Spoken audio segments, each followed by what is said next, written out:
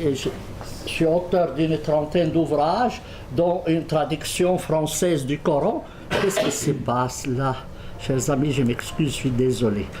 Alors, dans une traduction française du Coran, dont sortira ces prochains jours une nouvelle édition. Ces prochains jours, vraiment ces prochains jours. Une deuxième édition.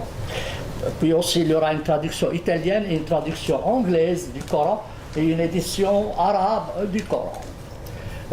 C'est par ordre chronologique, je vous en parlerai très brièvement. Alors, c'est Mireille qui m'a proposé le titre « Droits de l'homme en Occident et dans l'islam, le grand écart ».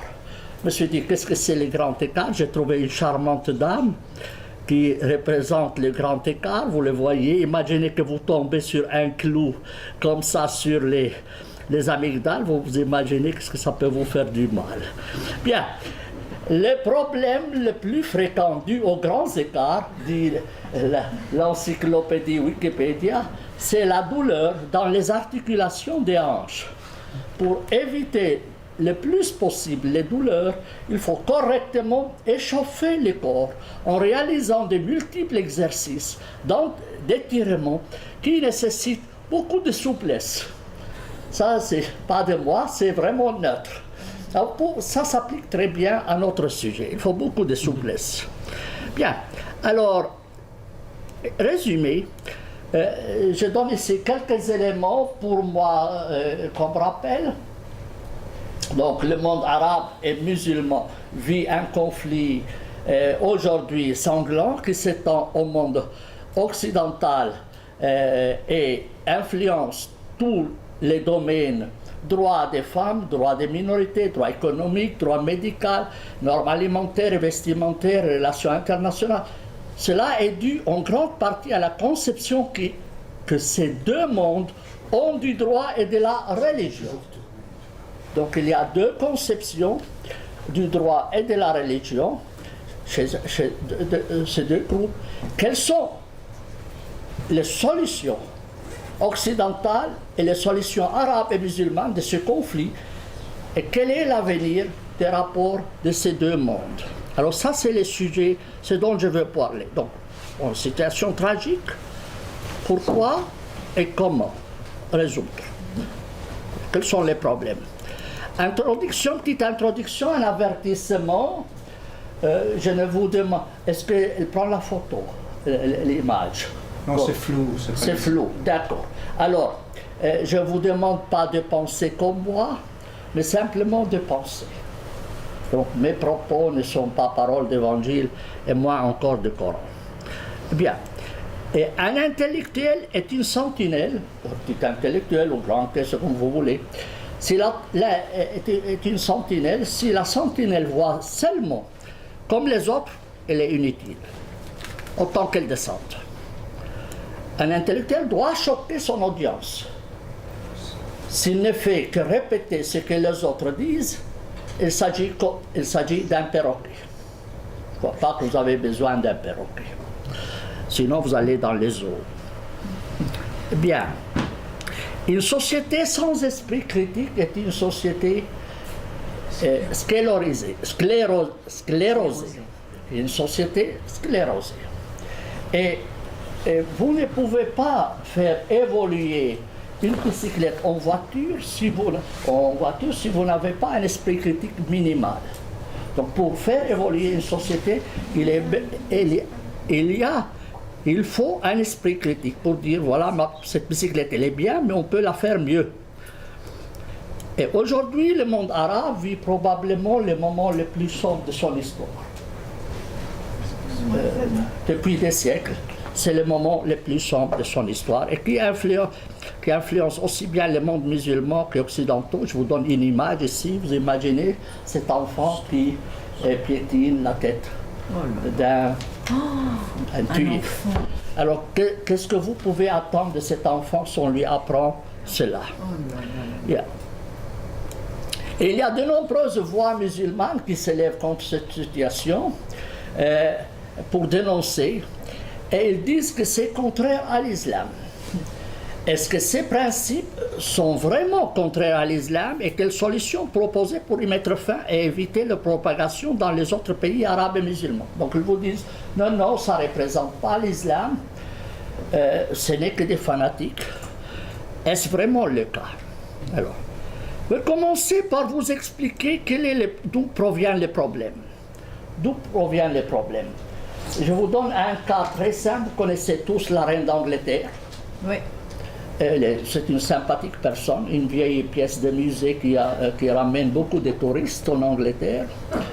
Et si elle venait en Suisse, elle va tout de suite conduire à droite, pas à gauche.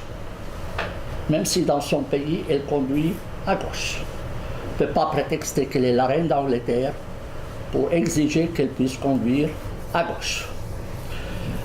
Si le président Hollande va en Angleterre, président de la République française, il ne peut pas dire écoutez, moi je suis le président, donc je fais à ma tête, je vais conduire à droite à Londres. Non, on va lui exiger qu'il se conforme aux normes locales. Vous voyez? Mais à supposer que la reine d'Angleterre s'entête à vouloir conduire à gauche, à Paris, au champ des Élysées, vous imaginez les problèmes que ça peut créer. Il y aura énormément d'accidents. Bon, pour lui faire plaisir, peut-être qu'on va lui fermer la route 1 ou 2 jours, juste pour s'amuser. Mais troisième jour, on lui dit c'est assez. Assez, c'est assez. Qu'est-ce qu'on en fait? Si elle s'entête, elle continue à vouloir à tout prix conduire à gauche. Qu'est-ce que vous allez faire? Même avec la reine d'Angleterre, contre laquelle j'ai rien contre, que je trouve beaucoup plus sympathique que M. Hollande, qu'est-ce que vous allez en faire? C'est simple, vous la mettez dans le premier avion, vous la renvoyez chez elle. Même si c'est la reine d'Angleterre. Vous n'allez pas ménager Sa Majesté la reine, parce qu'elle est la reine, non. Et vous connaissez la règle, si tu vas à Rome, tu vis comme les Romains.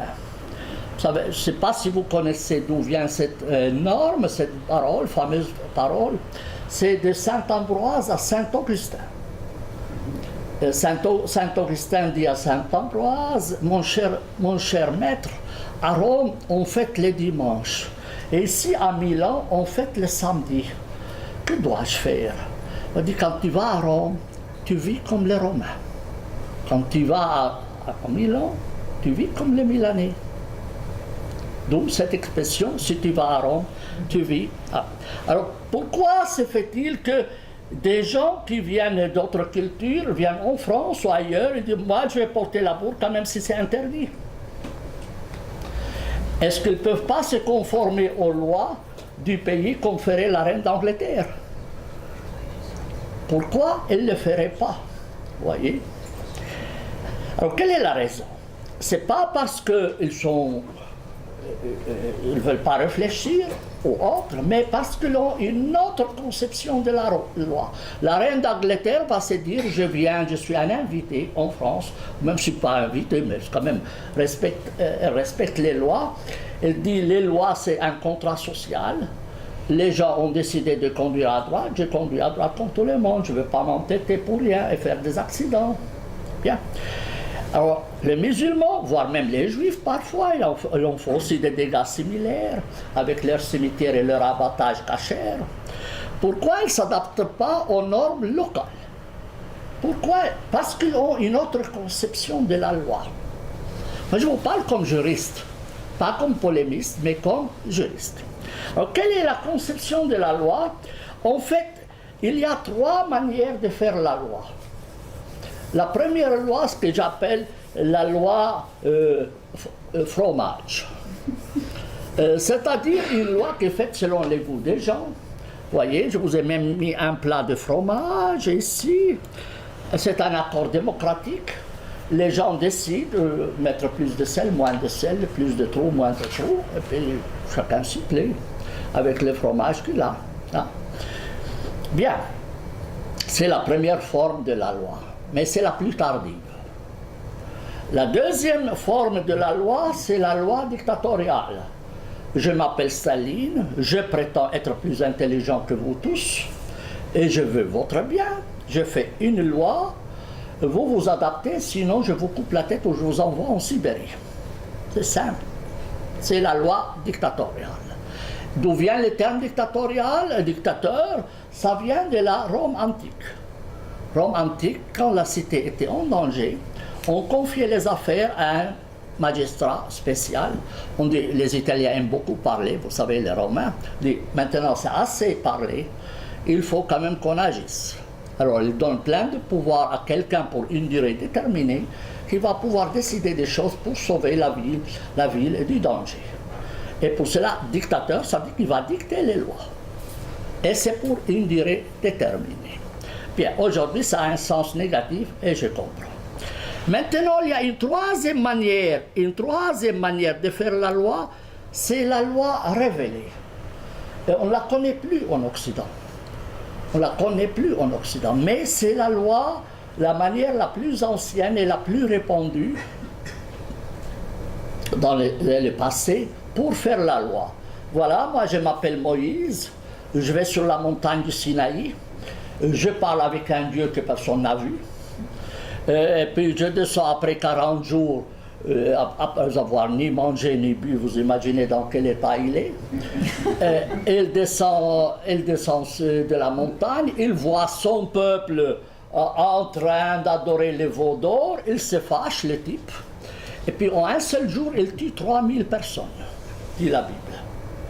La Bible dit qu'un jour, il a tué 3000, si vous voulez égorger 3000 moutons, il faut vous réveiller tôt, hein, en un jour. Il faut vous réveiller tôt. Donc c'est le système de la loi révélée. Ce système se trouve chez les Juifs et chez les musulmans, moi chez les chrétiens. Moi, chez les chrétiens, je vais vous expliquer pourquoi. Alors, la Bible dit que Dieu a écrit la loi de son propre doigt. Il a parlé et puis il a écrit sur la tablette de pierre les lois avec son propre doigt. Vous imaginez vraiment, il devait avoir les doigts solides pour écrire sur des pierres. Bref, et il leur dit, où que vous soyez, vous devez appliquer cette loi, vous ne pouvez pas changer. Eh bien, tout ce que je vous ordonne, vous le garderez et le pratiquerez sans y ajouter ni en retrancher. Deutéronome, c'est une loi perpétuelle pour vos descendants où que vous habitiez. Que vous soyez en France, vous devez appliquer le kasher ou autre, etc. Partout. Invoquant ces versets et d'autres, Maïmonide, voilà, alors, à gauche, vous avez l'honorable Moïse, et à droite, c'est le philosophe Moïse, Ibn Maïmoun. Ibn Maïmoun, les Juifs, ils disent, de Moïse à Moïse, il n'y a pas plus grand que Moïse. Ça veut dire, le Moïse, celui-là, à droite, il est considéré comme le plus grand théologien de la communauté juive de tous les temps. Et lui, il dit, c'est une notion clairement explicitée dans la loi, que cette dernière reste d'obligation éternelle dans les siècles et des siècles sans être sujette à subir aucune variation, retranchement ni complément. Celui qui prétendrait le contraire devrait être, selon Maïmonide, mis à mort par strangulation. Celui qui ne veut pas refuser la loi de Dieu, il faut lui tordre les cous.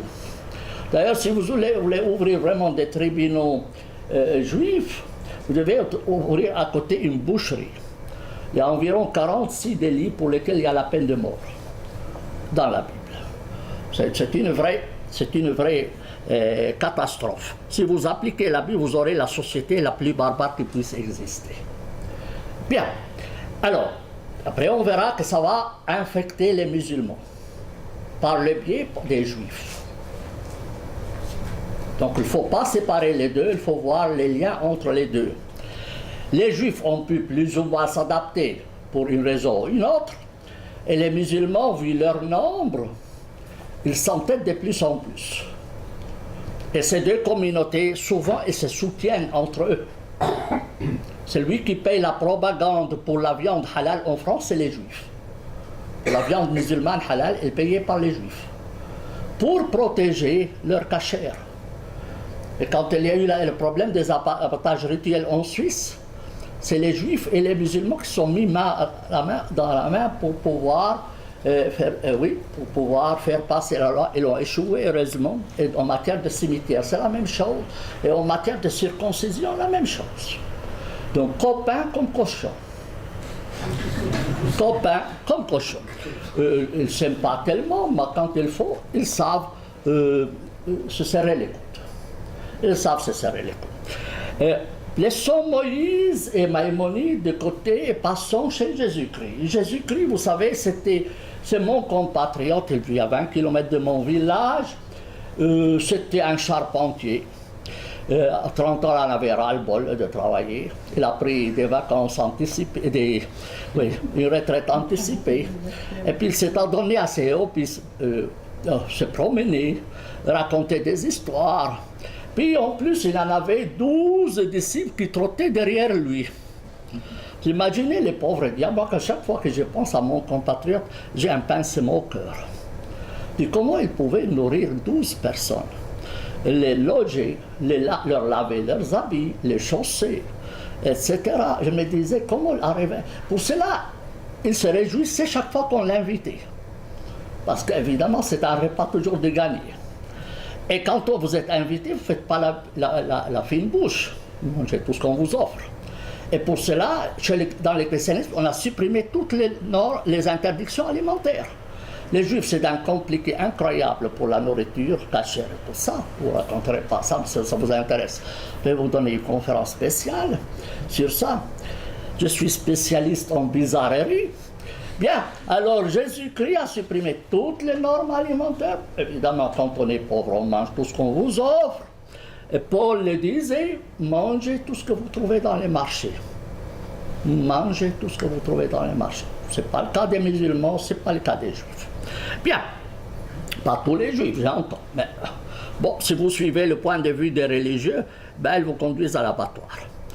Eh bien oui, d'accord. Alors le Christ était plutôt un clochard. Il le disait, l'oiseau a un nid, le renard a une tanière, mais le Fils de l'homme n'a pas de pierre où mettre sa tête. C'est la définition moderne d'un SDF. C'est la définition moderne d'un SDF. Et lui-même, il n'était pas juriste, il s'en foutait royalement de la loi et il ne faisait que les casser. Alors, premier cas, problème de la femme adultère. Celui qui n'a pas péché jette la première pierre. Laisse passer. Pourtant, c'est inscrit qu'il fallait le lapider. On lui a rappelé ça. Il s'en fout. Lui, il s'en fout. Et puis, vous avez entendu parler œil pour œil, dent pour dent. Et moi, je vous dis, si quelqu'un te gifle sur la gauche, tu lui tournes la droite. Certains l'ont compris à la lettre. Et se sont fait tapasser. Mais il faut en fait le comprendre dans le sens de marchand de tapis. Si vous allez chez le marchand de tapis, il va vous demander beaucoup et après il va se satisfaire de la moitié du prix. Le prix, c'est un véritable marché de tapis, il faut négocier. Il faut négocier. Ça veut dire si quelqu'un te tape sur la gauche, ne lui casse pas la gueule. Je la comprendrai dans ce sens-là. Eh bien, il y a aussi le refus de partager la succession. Vous savez que chez les Juifs, par exemple, les femmes n'héritent pas, sauf s'il n'y a pas de garçon. Vous voyez, l'aîné reçoit la majorité des biens, si ce n'est pas tout. Et 2 personnes sont venues, Jésus lui dit, dis à mon frère de partager l'héritage avec moi. Et Jésus dit, je ne suis pas exécutant testamentaire, va te faire foutre, pour ainsi dire. Et il a laissé passer l'affaire. Et je vous ai parlé des interdictions alimentaires qu'elle les a tous supprimées. D'accord. Et quand l'Empire ottoman s'est christianisé, et dit on va appliquer la loi chrétienne, il n'y a pas de loi chrétienne. Il n'y a pas. Le Christ est un moraliste et n'est pas un juriste. Alors on dit, dans ces cas-là, on reste à notre loi. Puisque la Grèce est connue pour sa philosophie, et Rome est connue pour la loi. Et quelle est la définition de la loi chez les Romains?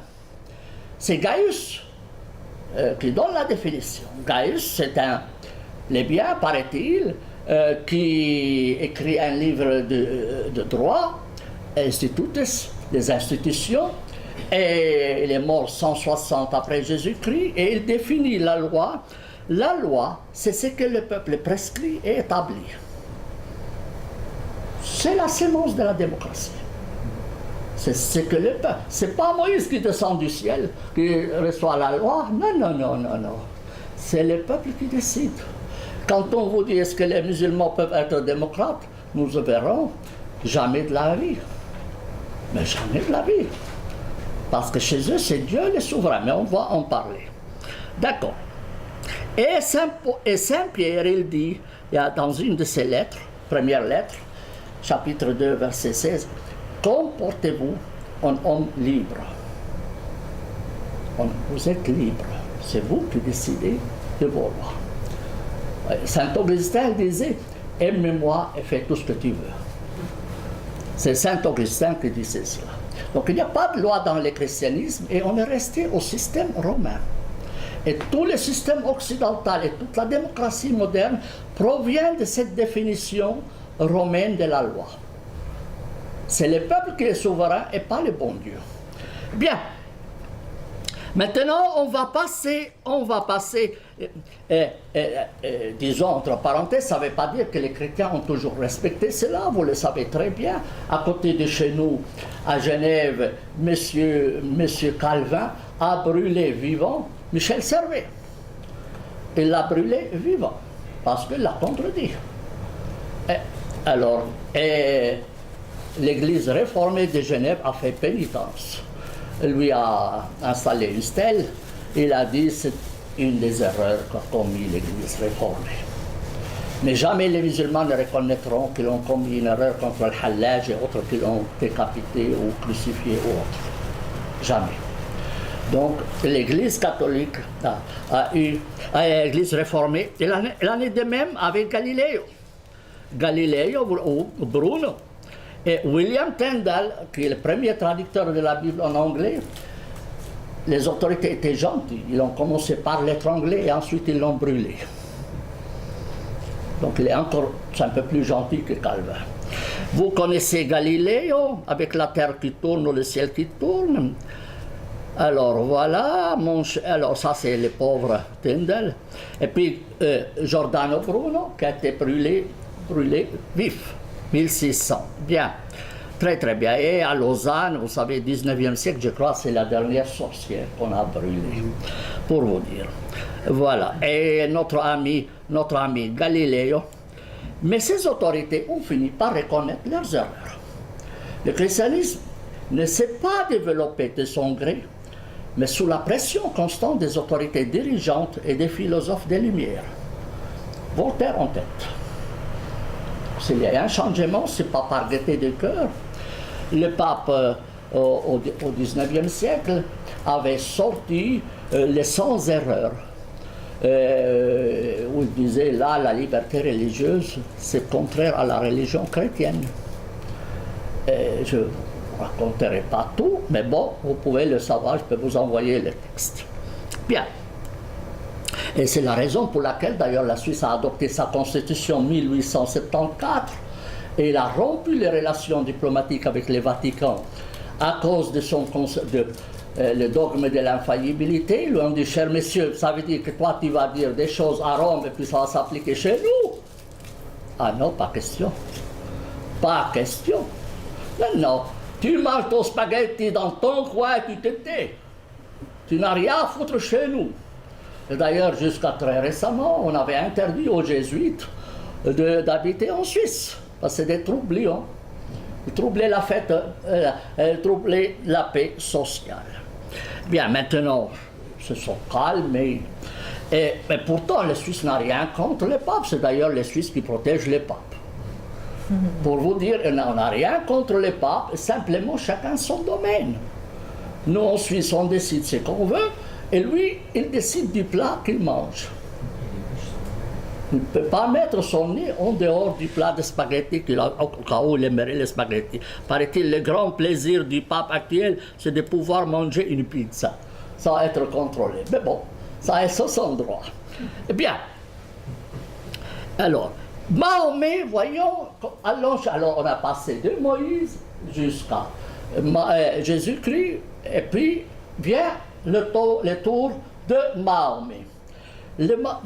L'islam est une copie conforme à l'original du judaïsme. D'ailleurs, je l'ai dit souvent, celui qui a écrit le Coran, c'est un rabbin étourdi. Je l'ai écrit en longueur et en largeur, et je l'éprouve. Pourquoi rabbin? Parce que 90% du texte du Coran provient des sources juives. Et deuxièmement, étourdi parce que vous ne trouvez jamais un livre aussi désordonné que le Coran. Donc il faut avoir bu un seau de vin à jeun même. Vous voyez? Donc pour moi, j'ai toujours dit... Alors, dans l'islam, il dit, la parole des croyants, lorsqu'on les appelle vers Dieu, sont envoyés pour que celui-ci juge parmi eux, consiste à dire, nous avons écouté et avons obéi. Il n'y a pas de discussion entre les deux. Tu écoutes, tu obéis. Tu ne discutes pas. Le Coran le dit clairement. Alors, cas d'adultère, il y a eu le même cas d'adultère qui était présenté à Jésus-Christ. C'était présenté à Mahomet. Il a dit, qu'est-ce qu'il dit? C'était cas des Juifs. Qu'est-ce qu'il dit votre Bible? Eh bien, ouais, bon, alors on l'applique. Et il l'a appliqué. Bien, alors récapitulation. Pourquoi, alors voilà, Mont Sinaï, 2285 mètres, lieu de la révélation du prophète Moïse. Vous êtes d'accord? C'est précis comme des Suisses. Bien, maintenant Mahomet, Moïrat, 642 mètres, ça s'appelle mon poche. Quand on n'a pas d'autre, on l'appelle ce qu'on peut. Bon, lieu de la révélation du prophète Mahomet. En Suisse, Mont-Rose en Suisse, 4634. Donc le double du Sinaï, presque. Aucune révélation reçue en Suisse.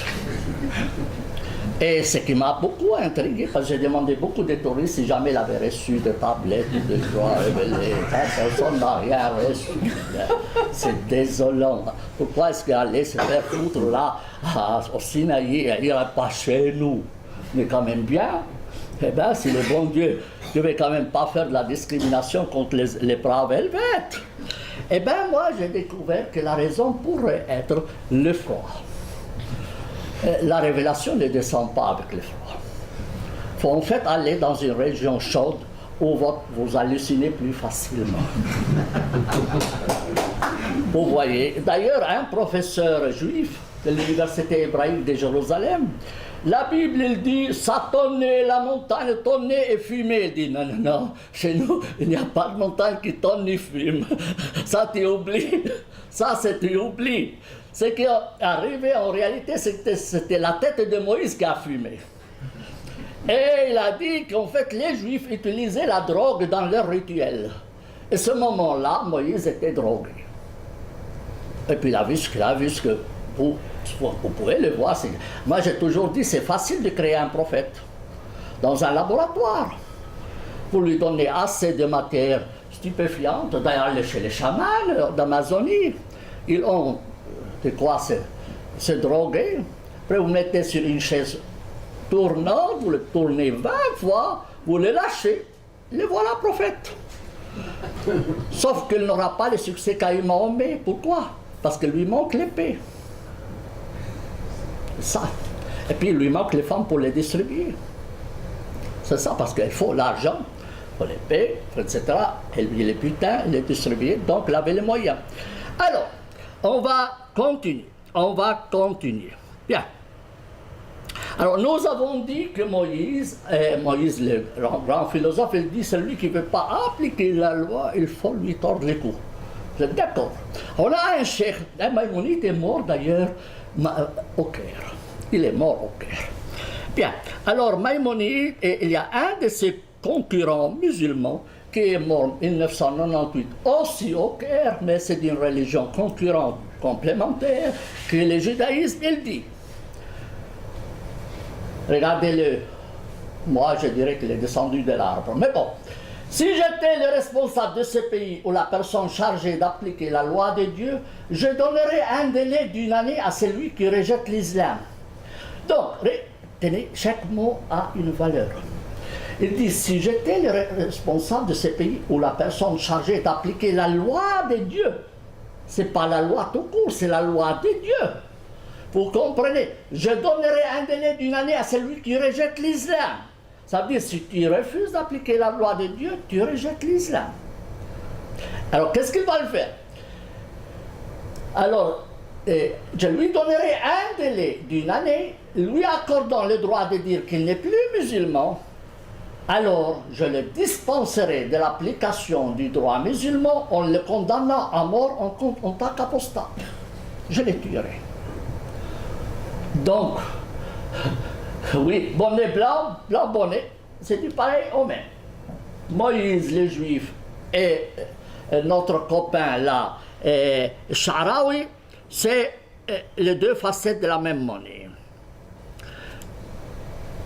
Et ça peut aller très loin. Vous savez, en Égypte, il y a l'excision des femmes.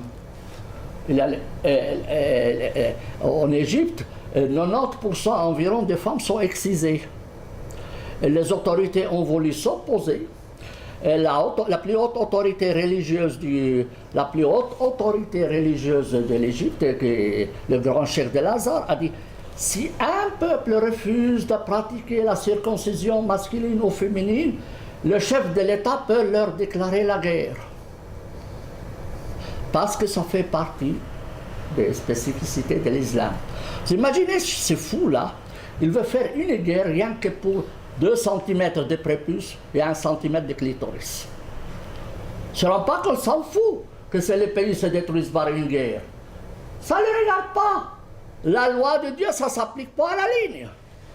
Et c'est sorti dans une fatwa et l'État a dû reculer. Je dis, il me menace de guerre civile. Et la première chose, il y a une loi en Égypte qui a interdit l'excision, mais les frères musulmans, la première chose qu'ils sont venus dire, on n'avait pas, et ça on n'arrive pas à l'appliquer parce que les cheikhs, entre-temps, continuent à défendre l'excision et la circoncision masculine. Oui, bref, allons-y. Je ne vais pas entrer dans les détails, mais j'ai écrit un gros livre de 500 pages en français sur la circoncision masculine et féminine. Comment faites-vous pour écrire 500 pages sur un petit morceau comme ça? Mais c'est extensible à volonté, vous le savez bien. Le prépuce est extensible à volonté. Bien. Alors allons-y. Le droit musulman dans la société arabo-musulmane joue un rôle important. Bon, sur le plan formel, il n'y a qu'un article qui dit l'islam est religion d'État. Ça n'a aucun sens, je vais vous expliquer. Parce qu'en fait, un État ne peut pas avoir une religion. Un État ne peut pas avoir une religion. Parce qu'elle ne fait pas la prière, elle ne fait pas l'attestation de la foi, elle ne jeûne pas, elle ne fait pas le pèlerinage, elle ne paye pas la zakat. C'est les 5 piliers de l'islam. Un État, c'est une institution administrative. C'est les individus qui peuvent avoir des religions, mais pas l'État. Mais s'il dit l'État a sa religion et l'islam, ça veut dire que je discrimine les autres. C'est ça le problème. La même chose avec l'État juif. L'État ne peut pas être juif. Pas être juif. Non. La Suisse n'est pas un État chrétien. Non. Les gens peuvent être chrétiens, tout ce que vous voulez, chrétiens, tout ce que vous voulez. Mais l'État n'a pas à se mêler de la religion. Elle doit gérer bien les écoles, les hôpitaux, les routes, etc. Mais n'a pas à se mêler de la religion des gens. Et faire respecter la liberté religieuse pour tous, ce que ne fait pas les pays arabes. D'ailleurs, non plus en Israël, en grande partie. Bon, ils se sont un peu mieux adaptés. Bon, mais pas tout à fait encore, pas tout à fait encore. Mais bon, ça peut venir, il ne faut pas désespérer. Bien, alors, mais en fait, l'islam, la religion, les normes islamiques influencent tout. Du cure-dent jusqu'à comment coucher avec votre femme et comment vous entrez aux toilettes avec le pied gauche ou le pied droit. voyez, en fait, chez les musulmans, vous savez, avec les Jeux Olympiques à Londres, ils ont dû faire des toilettes spéciales pour les joueurs. Parce que quand vous faites votre besoin naturel, vous ne devez pas avoir le derrière et le visage tourné vers la Mecque. Et en fait, il faut avoir une boussole pour pouvoir chier. Bien. Alors, pour vous dire les choses en toute franchise comme elles sont. Mais bon, mais ça ne s'arrête pas là. L'islam, c'est une religion intégrale ou intégriste, ou tout ce que vous voulez, et intégraliste. Donc, elle couvre tous les aspects de la vie. Tout, elle se mêle de tout. Tout la catastrophe. Bien. Alors, maintenant, voyons quel est l'impact de la religion sur les droits de l'homme. On a dit quelle est la conception musulmane de la loi. Alors sachez une chose, que si vous dites la Suisse est un État indépendant, le peuple suisse est un peuple souverain, et nous votons pratiquement chaque semaine, ou presque. Quand je dis ça aux Français, ils s'étonnent. Ils disent, vous votez chaque semaine. Chez eux, on ne les consulte presque pas. Ils sont très occupés, les Français. Il ne faut pas les en vouloir. Bien, alors, mais c'est la Suisse, c'est le peuple qui décide. Chez les musulmans, le concept de souveraineté du peuple n'existe pas. Le souverain, c'est Dieu. Et le concept de législateur, quand vous le lisez en arabe, le terme législateur, à 99% désigne Dieu. Ce n'est pas le parlementaire. Le terme musharra', sharia, ça vient sharia, musharra', c'est Dieu. Le peuple n'a rien à foutre.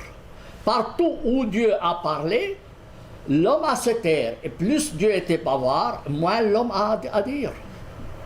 Et comme le Coran et les paroles de Mahomet n'ont presque rien laissé au hasard, alors pour finir, l'homme musulman ne fait que dicter, se soumettre. L'islam d'ailleurs s'appelle la soumission. La soumission, pas à moi, ni à madame, je ne sais pas, Dreyfus, ou je ne sais pas qui, au Parlement, au Palais fédéral, ou quoi. Non, à Dieu. Vous voyez, et comme l'autre dit, si M. Sarkozy veut pas voiler sa femme, c'est son droit. Mais il n'a pas à dicter à moi, c'est Dieu qui me dicte la loi. Donc il refuse d'appliquer la loi de Dieu, des hommes, parce que Dieu est supérieur aux hommes. Vous ne pouvez pas entrer en contradiction avec, maintenant, M. Manuel Valls critique les salafistes. Les communautés religieuses musulmanes sont montées en flèche en disant « Tu n'as pas le droit de critiquer les salafistes parce que ça va faire de la stigmatisation. » Oui, alors en fait, ils peuvent tout faire puisqu'il ne faut pas les stigmatiser. Hein. Si demain, ils vous coupent la tête parce que vous êtes mécréant, eh bien, la Valls n'a rien à dire puisque c'est leur loi. Et vous êtes mécréants, messieurs, vous ne voulez pas que j'applique la loi de Dieu qui dit un apostat doit être tué. Vous me discriminez, messieurs. Le bon Dieu me dit que j'ai le droit de couper votre tête. Pourquoi vous vous opposez? C'est d'ailleurs pour votre bien, messieurs. Oui, comme ça je vous précipite au paradis. Vous connaissez l'homme qui va au paradis et s'étonne, et Saint-Pierre lui dit « Réjouis-toi, tu es au paradis !» Et le type lui dit, au paradis. On lui supprime les mots de tête. Oui, il lui dit, au paradis. Et tu n'es pas content d'être au paradis? Oui, je vais bien être au paradis. Pourquoi je serai au paradis? Ah, il y a 3 minutes. Ma femme me dit, donne-moi les guidons, tu seras un ange. Eh bien, elle a fait un accident de voiture, elle est morte. Bien, alors, c'est ça les normes islamiques. Vous donnez les pouvoirs aux islamistes, ils vous précipitent au paradis. Sinon à l'enfer. Vous comprenez bien. Alors, quel est l'impact sur les droits de l'homme? Alors, vous connaissez l'animal qui s'appelle Déclaration universelle des droits de l'homme. Alors, cet animal qui a été fait par les Nations Unies. Qui décide quoi là? C'est les humains. D'ailleurs, il y en avait l'un ou l'autre État qui voulait introduire le bon Dieu. Le bon Dieu ayant créé l'homme à son image, les êtres humains doivent se traiter en toute égalité. Les Chinois disent, le bon Dieu, c'est qui celui-là? On n'a jamais entendu parler de lui, on ne le connaît pas chez nous. Hein. Ben, vous ne pouvez pas nous l'imposer. Hein. Même Jacques Maritain, très catholique, qui représentait la France, il a dit, non, on doit s'intéresser plutôt aux aspects pratiques et pas aux aspects théologiques. et l'ont retiré. Dieu est évacué des documents internationaux. Vous n'avez jamais vu, il n'y a pas un seul document international qui se réfère au bon Dieu. Dieu n'a rien à foutre dans cette histoire. Il ne fait que diviser, c'est les grands diviseurs. C'est les humains qui doivent décider. On revient au concept romain. C'est les peuples qui décident la loi qui doit le régir. Vous comprenez? Alors, les musulmans se sont dit, les Occidentaux peuvent faire une déclaration universelle, nous aussi. Alors, ils ont fait une assemblée, une réunion à l'UNESCO. Ils ont fait une déclaration universelle islamique des droits de l'homme et ils l'ont distribuée en langue française, en langue arabe, en langue anglaise. Et puis à la sortie, ils se sont rendus compte que les trois textes n'étaient pas équivalents. Ils ne correspondaient pas l'un à l'autre. Même là, ils ont réussi à tricher. Et c'est le cas, après on s'est rendu compte qu'ils se sont pu avoir à l'UNESCO. Alors tout le monde s'est frotté les mains, c'est joli ce que les musulmans ont fait. Les Arabes étaient contents parce que l'islam était reconnu, et puis les Occidentaux et les musulmans ont fait un effort. Puis quand ils ont traduit le texte à la lettre, ben c'est la croix et la bannière. Hein. Alors moi j'ai publié ce texte, traduction fournie par les musulmans et traduction littérale. Si vous les lisez, c'est pas des traducteurs qui leur manquaient. Ah non, ils ont quand même des milliards. C'est pas difficile de traduire une déclaration universelle islamique des droits de l'homme, mais c'est tous le problème de la triche. C'est le problème de la triche, voyez, et surtout dans une quand même organisation internationale. Hein? Si c'était derrière un cocotier, bon, je peux comprendre. Mais aller devant l'UNESCO et puis prétendre que... non. Alors qu'est-ce qu'il dit? Qu'est-ce qu'il dit cette déclaration? Nous avons... Alors la déclaration universelle des droits de l'homme, nous les Nations Unies avons décidé de ceci et cela. La déclaration universelle, pas besoin de lire, vous le connaissez par cœur. La déclaration islamique des droits de l'homme dit autrement. Alors, nous les musulmans, dans la diversité de nos appartenances ethniques et géographiques, fort de notre dépendance vis-à-vis de Dieu, Dieu a toutes les sauces, l'unique et le dominateur, fort de notre foi dans le fait que Dieu est le maître souverain à la souveraineté, et de toutes choses en cette vie immédiate comme en la vie ultime, fort de notre conviction que l'intelligence humaine est incapable d'élaborer la voie la meilleure en vue d'assurer le service de la vie sans que Dieu ne la guide et ne lui en assure révélation. L'homme est incapable de se gérer sans l'intervention de Dieu. Donc, mesdames, messieurs, quand vous votez, rappelez-vous de ça, ne votez pas. Suivez ce que dit l'imam de la mosquée de Genève. Parce que c'est lui le seul qui a le téléphone avec les bons dieux. Bien. Donc voilà deux conceptions totalement différentes. Et les pays arabes ont signé des tonnes de déclarations, de résolutions et tout ça aux Nations Unies. Mais chaque fois, ils ont ajouté, en cas de contradiction entre ces textes et les normes islamiques, la priorité sera donnée aux normes islamiques. Ils ont annulé tous les contenus. Ils ont annulé tous les contenus. Alors, ils ont fait des réserves. Ces réserves sont soit spécifiques à un article particulier, par exemple, matière de liberté religieuse, ça on ne peut pas accepter. La question de liberté religieuse, non. Vous en parlerez. Égalité entre hommes et femmes, pas question. Égalité pour le mariage, non, pas question. Ou une clause générale, toute disposition de ce texte qui serait contraire à l'islam ne sera pas appliquée chez nous. Alors à quoi bon signer dans ce cas-là? Autant appliquer les droits musulmans pour à la ligne. Vous comprenez? Bien. Alors, on va continuer, mais on va pas. Alors, quelle est l'influence? Quelle est l'influence? Ça va avoir avant tout influence politique. Le Coran, il y a un chapitre qui s'appelle le chapitre des partis, de coalition ou de confédérés. Hezb. Vous connaissez Hezbollah? Hezbollah. D'où provient ce nom Hezbollah?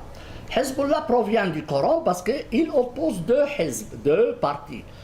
le hizb de Dieu et le hizb d'Allah. Et celui du Liban, c'est Hezbollah, et les autres, c'est le hizb du diable. Et pour cela, tous ceux qui ont voulu faire des projets de constitution, ils ont dit, nous interdisons tout parti politique qui serait opposé à l'application de l'islam. Donc il ne peut accepter que la présence des partis d'Allah. Vous comprenez?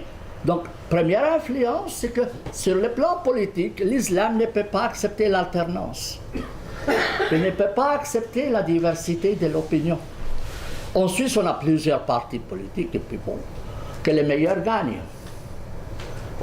Il faut comprendre que le concept musulman n'est pas vain. Il n'est pas bête complètement. Voyez-vous, messieurs, vous êtes verts, hein? Vous allez nous faire tous bouffer de la salade. Vous représentez la chimie, vous allez bouffer tous de la chimie. Vous êtes capitaliste, vous allez nous ruiner avec vos histoires. Vous, messieurs, je ne sais pas quel parti, et puis vous allez faire une loi les quatre. Allez vous faire entendre. Vous n'allez pas vous entendre entre vous déjà, mais bon, ça va tenir à une voix. Celui qui recevra une voix de plus, ce sera le meilleur. Bon. Alors, les musulmans disent, nous voulons un qui est au-dessus de la mêlée. C'est Dieu. Donc c'est Dieu qui est neutre, qui va pouvoir nous dicter comment nous comporter. Le problème, il est où? C'est qu'en fait, le bon Dieu n'a ni téléphone, ni fax, ni internet, ni rien du tout. C'est un vieux monsieur assis sur un tabouret avec une longue barbe tout le temps en train de dormir. Et puis le facteur est mort, la poste est fermée et les escaliers détruits. Donc vous ne pourrez jamais l'atteindre. Vous ne pourrez jamais l'atteindre. Donc, le bon Dieu, c'est un peu comme les scouts. Toujours prêt, jamais présent. Vous voyez? Et donc, on vous dit, Dieu a dit ceci, Dieu a dit cela. Bon, ce que je peux vérifier. Il a dit qu'il faut lapider. Bon, je vais quand même avoir le cœur net. Pouvez-vous, s'il vous plaît, me donner le numéro de téléphone? Je paye la communication, hein? Je paye la communication. Bon Dieu, est-ce que c'est toi qui as dit qu'il fallait lapider comme dit Hani Ramadan? Le bon Dieu, il est sourd, il n'entend pas. Parce que s'il entendait depuis longtemps, les musulmans n'auraient eu pas ces problèmes. J'avais un ami afghan, il disait que le bon Dieu entend, mais il est aveugle.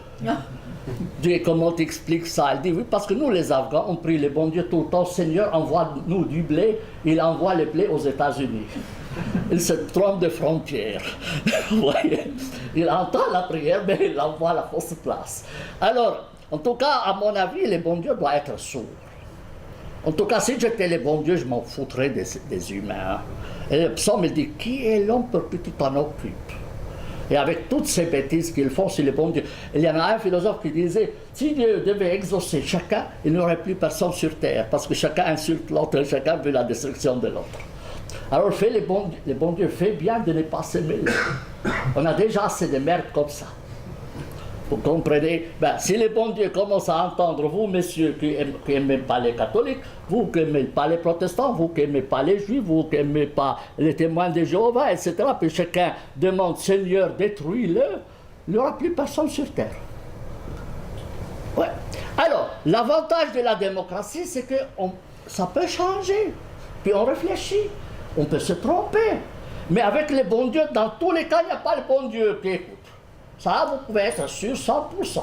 Et ceux qui prétendent que le descend du ciel un Coran, un Bible ou un Évangile, ils se trompent sur toute la ligne. Il ne descend du ciel que la pluie, les météorites et les caca des oiseaux. Et si jamais vous voyez un livre descendre du ciel, sachez que c'est quelqu'un qui l'a jeté de la fenêtre d'un avion pour s'en débarrasser. Donc pas question de livre descendu du ciel, c'est de la connerie. Pure et simple. C'est la première chose que je donne à mes étudiants. Première heure, je leur donne à manger du chocolat. Quand ils ont goûté les chocolats suisses, je dis, j'étais gentil, oui. Maintenant, vous devez être gentil avec moi. Ah oui, d'accord. Sinon, me rendez les chocolats. Ils l'ont déjà mangé. Bien. Alors, j'ai dit, voilà, première heure, c'est lavage de cerveau. Moïse sur la montagne, c'est un con. C'est un halluciné. Mahomet sur la montagne, de la bêtise. Chez nous, la montagne n'a rien produit quoi que ce soit. Bien. Alors, voilà, sur le droit de la femme, le même problème. Alors, la femme, c'est la moitié d'un homme. Sur le plan pénal, sur le plan de succession, pas tous les cas, mais une bonne partie. Et sur le plan du témoignage. Et en plus, on doit les mettre dans un sac de poubelle. Vous voyez? Alors, je ne sais. Alors, elles disent oui, c'est pour empêcher que les humains aient de la concupiscence. Les hommes. Mais bon, alors pourquoi ne pas voiler les hommes? Et moi, j'ai toujours dit, ils m'ont dit, vous êtes monsieur pour le voile ou contre le voile? Moi, je dis, je suis toujours pour le voile intégral. Comment, monsieur? Mais chez les musulmans, c'est sur la base du sexe, moi, sur la base de la beauté. Les moches, il faut les couvrir. Les beaux, interdiction. Après tout, vous ne couvrez pas une fleur, mais un fumier. D'accord, vous n'allez pas couvrir un monument national, non, quand même. Mais un fumier, oui, surtout s'il sent mauvais. Bien, alors, dit, mais comment allez-vous décider qui est beau, qui n'est pas beau? C'est simple, à Lausanne, on a une commission de l'art hein, qui décide qui achète des pièces d'art pour agrémenter la ville. Si madame, vous prétendez que vous êtes moche ou belle, on vous amène à la commission, elle est bien payée pour ça. Hein. Elle va décider, elle est moche, couvrez-la, obligatoire. Elle est belle, interdiction de vol. Mais ça s'applique aux hommes comme aux femmes. Vous voyez, nous sommes pour la salubrité de la beauté. D'ailleurs, les entreprises payent des millions pour mettre des fleurs dans leur réception ou des jolis tableaux. Elles mettent même des belles musiques si vous téléphonez à quelqu'un. La beauté, ça fait partie du succès de la vie. Et si les musulmans ont du retard, c'est parce qu'ils n'ont pas de goût. Mais oui, parce que si le matin vous passez devant un sac de poubelle, vous n'avez pas envie de travailler. Hein. Ah non, vous n'avez pas envie, mais une femme qui vous sourit, j'attends les 10 heures pour prendre le café avec elle. Je vais travailler bien pour que... Mais oui, on avait un fou dans mon village qui s'appelait Hanna. Hanna, celui-là, était fou. Il l'appelait Hanna le fou. Il allait à Jérusalem. Et quand il passait dans les rues de la vieille ville de Jérusalem, il voyait une jolie fille, il la pinçait au bras. Alors les gens lui disent, hé Hanna le fou, calme-toi, tu nous fais scandale. Il dit, taisez-vous, sans les belles femmes, les hommes marcheraient sur 4 pattes. Il n'était pas aussi fou que ça, hein. Il n'était pas aussi fou que ça. Alors si les pays musulmans sont en retard, c'est en partie à cause de leur manque de goût de la beauté. Regardez, on a mis ici des jolis tableaux. Et ça a coûté quand même. C'est pas ça qui va faire la conférence. C'est pas les fleurs qui vont faire le travail dans l'entreprise. Mais ça donne quand même envie de mieux travailler. La beauté, c'est un des éléments du progrès de la société. Retenez bien ça de moi. Bon, alors, regardez ces femmes-là, je vous ai dit, regardez ces femmes, elles nagent. C'est quoi ça? Puis aujourd'hui, la plupart des terroristes peuvent se camoufler facilement avec leurs habits, ça, puis commettre, d'ailleurs, les vols dans des pays arabes, il y en a plusieurs qui disent, quand vous entrez avec leurs habits, ça, il y a un contrôle spécial pour qu'ils ne volent pas. Oui, et au Yémen, c'est interdit que les hommes aillent visiter des femmes. Mais c'est simple, les hommes s'habillent en burqa, ils vont visiter leurs copines à l'intérieur, ils font ce qu'ils veulent. Mais oui, comment vous allez pouvoir contrôler tout ça? Vous voyez, ça, c'est vraiment incitation à la débauche et au vol et au crime. Vous voyez, donc, liberté d'expression. Liberté d'expression, l'islam ne peut pas permettre la critique. Il y a un chapitre entier qui s'appelle les poètes dans le Coran. Et Mahomet a fait exécuter des poètes qu'il avait critiqués. Il ne peut pas permettre une liberté d'expression. Non, on l'a lu. Nous avons entendu et nous avons obéi. Il n'y a pas de moyen terme. Il n'y a pas de possibilité de critiquer. Alors, l'arrivée des catastrophes. Maintenant, il y en a un qui a... Le président Sisi dit, je vais réformer l'islam. C'est joli. Puis il a dit, alors il y a un qui a fait un programme à la télévision pour réformer l'islam. Et puis, bon, il a dit des choses, d'accord. Première chose, 1 an de prison. Il a fait le recours, il a dit, oui, le recours, c'est valable, mais ce n'est pas suspensif. Vous devez attendre le recours jusqu'à ce qu'il y ait que vienne le recours. Il y a une femme qui a critiqué l'abattage des animaux dans les rues du Caire, la manière catastrophique avec laquelle, l'inhumanité avec laquelle il tue les animaux. Eh bien, elle a ramassé 3 ans de prison. 3 ans de prison. Elle dit, oui, tu te moques du bon Dieu d'Abraham. Abraham, pour les musulmans, est un beau modèle. Et aussi Mahomet. Moi, je leur ai écrit, êtes-vous sûr que Mahomet et Abraham, c'est un bon modèle? Êtes-vous vraiment sûr? Est-ce que vous avez vu? Et tu dis, vous avez suivi Abraham et Moïse et Mahomet, et voilà ce que donne le résultat. Suivez une année comme modèle l'âne. L'âne. Et vous verrez que votre société irait mieux. La preuve, avez-vous vu un âne, monsieur, tuer un autre pour un crime d'honneur? Non. Avez-vous un âne qui impose à une ânesse de porter le burqa? Non. Avez-vous un âne se faire exploser pour tuer ses autres? Non. Avez-vous un âne vous tuer parce que vous avez changé de religion? Non. Et ce nom existe dans le Coran. Avez-vous un âne circoncire ses enfants? Non. Donc l'âne est meilleur que Mahomet et Abraham. Oui, moi j'ai fait des essais de plantes. Dans mon bureau, je fais des plantes. Mais je ne sais pas qu'est-ce que j'ai planté. Je ne sais pas les grains que j'ai plantés. J'attends quoi? Le Christ dit, c'est de ces fruits qu'on connaît l'arbre. Je dois attendre qu'il porte des fruits, parce que je ne connais pas l'arbre. Par hasard, j'ai mis des plantes dans un pot comme ça, puis ça pousse. Alors, si je dois juger d'après le résultat, le fruit, eh bien c'est catastrophique cet arbre. Alors quand tu me dis, Abraham, le Coran le dit, vous avez dans Abraham et dans Mahomet un beau modèle, mon œil. Mon œil. Eh bien vous l'avez suivi 14 siècles. Donnez une chance, une année à l'âne. Une année. D'ailleurs, j'ai écrit une lettre dans un article qui dit « Seigneur, s'il te plaît, sors-moi de la catégorie des humains et mets-moi dans la catégorie des ânes. » D'ailleurs, j'ai fait un scénario comme quoi le bon Dieu avait... Vous savez, le bon Dieu, Abraham, c'est le copain du bon Dieu, ils disent la Bible et les musulmans. Je dis non, le copain du bon Dieu, c'est l'éléphant et l'âne. Parce que l'on a des grandes oreilles, il écoute. Et le bon Dieu aime bien être écouté. Alors, c'est conseillé à lui, c'est l'âne et l'éléphant chez moi. Abraham et tout ça, je ne connais pas. Le bon Dieu ne les connaît pas. C'est de la connerie. Eh bien, imaginez, monsieur, quelqu'un, dans la nuit, quelqu'un vous dit, monsieur, vous êtes grand-père, vous dites à votre fille, le bon Dieu m'a apparu, il m'a dit, il faut que je coupe le zizi. Vous avez 99 ans. Papa va dormir, on parlera demain. Si le lendemain, elle revient avec la même chose, vous allez appeler le psychiatre.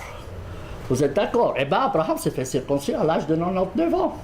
Et ah oui, 99 ans, c'est le chapitre 17. Ah oui? Et puis, appelle le bon Dieu, lui dit, va tuer ton fils aîné, il se précipite. Mais qui est ce connard? Mais qui est ce connard? Et puis vous prenez ça comme modèle, c'est une catastrophe. C'est une catastrophe. Mais tu touches à la Bible. Mais la Bible, c'est quoi? C'est un livre comme les miens, comme les vôtres, pas plus ni moins. Faut pas sacraliser les livres. Faut pas sacraliser ni le Coran. Il y a des bonnes choses dans la Bible, et je reconnais. Il y a des bonnes choses dans le Coran, je reconnais. Il y a des belles choses dans l'Évangile, je reconnais. Mais si vous les appliquez à la lettre, vous courez... C'est à votre risque et péril, hein. Ah, vous voyez? Donc, liberté d'expression foutue. Regardez, il y en a un qui leur a dit il faut comprendre le Coran autrement. Il a été pendu. L'autre lui a tiré une balle dans la tête. L'autre, on l'a divorcé de sa femme. Il a dû vivre en Hollande. Et c'est chaque jour il y a 7 procès en 3 mois pour la liberté d'expression. Maintenant en Égypte, 7. Et sans parler des autres. C'est incroyable maintenant. On a l'Inquisition. Et cette Inquisition, Dieu merci, est en train de se propager à la 17e chambre correctionnelle de Paris. Eh bien, oui, moi j'ai été là-bas témoigner 2 fois d'ailleurs. Oui. Eh bien, je vous assure qu'ils m'ont dit, comment se fait-il en Suisse, vous n'êtes pas poursuivi? Et alors qu'en France, j'allais lui dire, en France, vous avez des relents d'inquisition. Et en fait, ils n'ont pas encore guéri de Saint-Barthélemy. Je pense qu'ils n'ont pas guéri encore de Saint-Barthélemy. Leur esprit de vengeance est resté encore dans leur sang. Nous, en Suisse, je pense qu'ils ont appris de l'affaire de Michel Servet. Vous voyez, et aussi de la dernière sorcière qui était brûlée à Lausanne. On fait plus, on essaye de ne pas. Mais les Français, les procès chez eux, c'est un sport national. C'est un sport national. Il y a des gens qui ont dû vendre leur maison pour pouvoir couvrir les frais des procès. Et qui protège l'islam en France? La LICRA, une organisation juive. Vous voyez, c'est l'hôpital qui se fout de la charité. Bon, alors au lieu de critiquer les normes discriminatoires de l'islam, il va protéger les normes discriminatoires de l'islam. Et tu te dis, mais pourquoi? Parce qu'en fait, s'il gagne les procès, il ramasse de l'argent. Quand il fait un procès, il le gagne, il vous condamne, madame, vous avez critiqué l'islam, alors on vous faut payer 2000 € d'amende, ça va à la LICRA. Vous avez l'argent? Ah ouais? Ah oui, money. Quand l'argent te tient, le bon Dieu te lâche. Bien, liberté religieuse. Quelle est la liberté religieuse dans l'islam? L'islam, entrée permise, encouragée, sortie interdite comme les prisons. Comme les prisons. Tenez un simple. Les ministres arabes de la justice ont fait un plan pour appliquer le droit musulman progressivement. Et ils doivent adopter des projets de loi uniformes que tous les pays doivent suivre dans l'attente qu'on puisse les appliquer. Un de ces projets de 1996, approuvé par tous les ministres arabes de la justice sans exception, dit si quelqu'un quitte l'islam, il faut le tuer. Ministres arabes de la justice, ce n'est pas des barbus, ils sont mieux que moi je n'aime même pas la cravate, mais ils sont tous cravatés. Hein? Eh bien, et ça se trouve sur le site de la Ligue arabe. Hein? Alors vous imaginez, et si déjà, on dit chez nous, si le maître de la maison est un tamboureur, les gens de la maison ne font que danser. Eh bien, si les ministres arabes de la justice jouent le tambour, les autres, qu'est-ce qu'ils veulent faire? Si déjà, comme disait le Christ, si déjà la branche verte est comme ça, que dire de sec? Ils m'ont dit, ça ne représente pas, alors qui représente? Moi? C'est ma grand-mère qui représente l'islam. Si tous les ministres, c'est quand même pas des balayeurs, j'ai rien contre les balayeurs. Vous savez, les balayeurs, c'est plus important que les ministres. Il suffit que les balayeurs ne balayent pas une semaine, toute la ville va sentir mauvais. Alors que si les ministres s'absentent une semaine, personne ne s'en rend compte. Bien, alors voilà. Donc, mais les ministres arabes de la justice qui sont tous étudiés dans des universités, et certains même à la Sorbonne. Certains même à la Sorbonne, je me demande, la Sorbonne s'il distribue. Moi j'ai donné une conférence à la Sorbonne, je dis, mais vous savez, de vos rangs ici est sorti quelqu'un qui dit que les armées musulmanes doivent suivre la loi islamique, et si jamais on gagne la guerre, les femmes on les ramasse, on les distribue comme esclaves sexuels.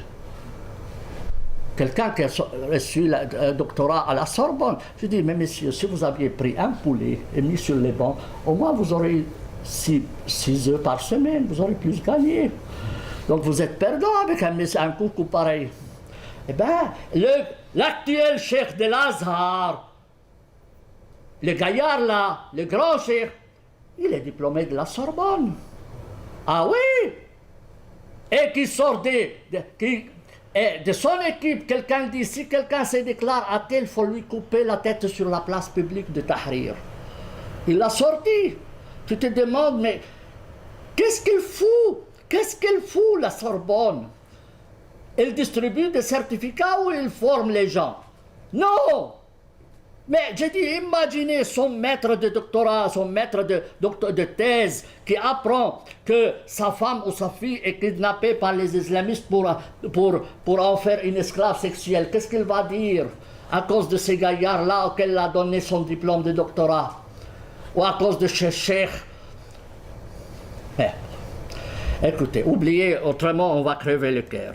C'est le grand écart. Hein. Si vous tombez sur les couilles, vous risquez de vous faire mal. Ben, alors, sanctions corporelles et intégrité physique. Alors, lapider, couper les mains, couper les pieds, flageller. C'est prévu dans le code qui est approuvé par le ministère de la Justice, en toutes lettres. Même l'Égypte l'a signé alors qu'on ne l'applique pas. Parce qu'on l'attend. On espère des jours meilleurs. Vous comprenez? Donc l'Égypte n'a pas on ne l'applique pas. Mais pourtant, l'Égypte a approuvé ces codes. Alors on te demande, mais il est où? On fait quoi? On fait quoi? Ils se foutent de nous, quoi? Ils se foutent de quoi? Même la Tunisie, qui prétend être progressiste, l'a signé. Les Palestiniens, sans parler des Palestiniens, sans parler de l'Algérie, sans parler de je ne sais pas qui, même le Liban l'a signé. Tu te dis, c'est le monde à l'envers. C'est vraiment le monde à l'envers. Bien, retour des intégristes. Première chose qu'ont fait les intégristes quand est arrivé les islamistes au pouvoir en Égypte, nous voulons détruire les statues de le Sphinx et les pyramides. Mais vous êtes fous. Il dit oui, le bon Dieu a dit ça. Et ils ont dit d'ailleurs, c'est nous qui avons détruit les statues de Bouddha. Parce que les talibans ne savaient pas, c'est des étudiants de théologie. C'est nous qui l'avons fait, il l'a dit à la télévision. Pour vous dire, donc, et l'esclavage. J'ai plusieurs ouvrages qui disent c'est normal, le bon Dieu l'a dit, pourquoi est-ce que tu le critiques? Il y en a même qu'un qui a écrit un article, c'est pour le bien des femmes qu'on les a servis, qu'on les prend comme esclaves, c'est au lieu de les tuer. Je dis, donc tu acceptes qu'on prend ta femme et ta maman et ta soeur, ta soeur, etc., et ta maman, comme esclave sexuelle au lieu de la tuer. Il y en a un qui a écrit, qui a fait une vidéo. Pourquoi nous sommes pauvres? Je l'ai raconté la semaine passée, mais c'est une vidéo qui a fait le tour du monde. Parce que nous avons cessé le djihad. Alors imaginez, messieurs, mesdames, vous allez dans la guerre et vous rentrez de la guerre avec 10 têtes, il l'appelle 10 têtes comme si c'était des animaux, 5 femmes, 3 garçons, 2 filles, etc. Et vous avez des difficultés économiques, vous allez les vendre au marché. C'est beaucoup mieux que d'aller travailler en Occident, ça en rapporte plus. Si nos pays sont pauvres, c'est parce que nous avons cessé de faire la guerre. Parce qu'on ne fait plus le butin. Vous comprenez? Vous comprenez? Et ce professeur-là, je vous dis, son livre est publié en Égypte, je l'ai scanné, je l'ai mis sur Internet pour qu'on ne m'accuse pas de raconter des histoires. Eh bien, c'est un professeur égyptien sorti de la Sorbonne, et rien ne sort de l'Égypte sans l'approbation de Lazare, implicite ou explicite. Donc, Al-Azhar lui-même, les cours disent cela. Et faites attention, Lazare a 5 millions d'étudiants. Pas 1 ou 2, 5 millions. C'est pour cela que si ce ne peut pas les confronter, parce qu'ils ont plus d'étudiants que l'armée égyptienne de soldats. Donc il a les mains et les pieds liés. Vous comprenez? Alors, bien. Alors, on va continuer maintenant en Occident. Alors, on va passer à l'Occident. Voilà, par exemple, ici, je vous ai mis les statues de Bouddha. Le Bouddha, les comptes, c'est que l'UNESCO a envoyé le Qaradawi pour convaincre les talibans pour ne pas détruire les statues de Bouddha. C'est qu'ils ne savent pas que dans les livres de Qaradawi, c'est écrit il faut détruire les statues. Et tu te demandes, l'UNESCO, mais c'est quoi comme culture ils ont? Au moins, on apprend qu'est-ce qu'il raconte ce type avant de l'envoyer. Vous envoyez un pyromane pour éteindre le feu. Mais c'est vrai, il a écrit dans son livre que les statues doivent être détruites. Alors, vous imaginez quelle tête il faisait là-bas? Détruisez-le, faites semblant de ne rien écouter. Mais c'est ça. Et l'UNESCO lui a payé probablement aller-retour dans l'avion plus l'hôtel, et tout ça pour se foutre de notre gueule. Bien, alors, tu te demandes qu'est-ce que c'est comme UNESCO, ça. Bien, alors, voilà ces deux-là, ces gaillards-là, ils plaident, ils sont en bonne forme, hein, ils plaident pour le retour de l'esclavage. Ils disent jamais le Coran n'a supprimé l'esclavage. Et celui-ci était parlementaire égyptien, et l'autre est le principal leader des islamistes du Pakistan. Pour vous dire comment... Alors, proposition des libéraux. Qu'est-ce qu'ils disent, les libéraux? Alors, les libéraux, pas tous sont fous. Pas tous sont fous, évidemment, mais vous savez, vous avez 1000 chameaux. 1000 chameaux. Il suffit de 3 chiens pour disperser la caravane. Hein. S'il y a 3 chiens, mais vous avez imaginé, vous avez vu, il suffit de 3 terroristes pour semer la panique dans toute Bruxelles. Il fallait juste 3 ou 4 à Paris, pour Charlie Hebdo, pour après mobiliser 1000 soldats pour les retrouver. Vous voyez qu'est-ce que ça coûte? Ça coûte cela. Et plus doux que les moutons, il n'y en a pas. Il suffit d'un seul berger malhonnête pour conduire tous les troupeaux, à l'abattage. Donc ce n'est pas le problème de nombre, c'est qui dirige et qui écoute quoi. Bien. Alors, les intellectuels, ils ont procédé de la chose suivante, je vais vous le dire clairement, facilement. C'est que vous avez un arbre. Cet arbre, si vous voulez qu'il ne repousse plus, ou comme les bambous, il faut le déraciner. Ça ne suffit pas de mettre quelques produits chimiques, ça ne va pas guérir. C'est les malades, c'est les racines, il faut les descendre. Les racines en islam, les racines dans l'islam, c'est le Coran, parce que c'est la première source du droit musulman, suivi des paroles de Mahomet, mais première source, c'est le Coran. Donc, tant que vous n'avez pas touché au Coran, eh bien, alors voilà la tortue qui hiberne. Moi, j'ai 5 tortues dans mon jardin. En hiver, ils dorment. Vous pensez qu'elle est morte? Non, elle n'est pas morte. Premier coup de soleil, elle se réveille. Donc, les normes islamiques ne meurent jamais. Comment vous pouvez l'empêcher de se réveiller? C'est de lui couper la tête. Je suis contre le fait, j'adore les tortues. Mais pour vous dire, alors, les bambous, la même chose. Alors maintenant, qu'est-ce qu'ils ont fait? Les intellectuels? Alors, juste très court. L'islam a commencé, la prédication de l'islam a commencé 632, jusqu'à 632. 622, Mahomet quitte la Mecque à la Médine où il devient un prophète armé. D'accord? Avant, c'était pacifique, il n'avait à peine 100 adeptes. Dans la première période, 10 ans, il n'avait à peine 100. Le jour où il est devenu chef d'État armé, il pouvait promettre les femmes et l'argent et tout cela, et les esclaves et tout cela. Et en plus même des femmes au paradis, le nombre de ses disciples a augmenté, évidemment. D'accord. Alors, l'idée de base, c'est quoi? C'est qu'on mette le Coran par ordre chronologique. Alors, parce que le Coran que vous achetez est un Coran où les chapitres sont mélangés. Mais si vous les mettez par ordre chronologique, vous pouvez voir comment le Coran a évolué.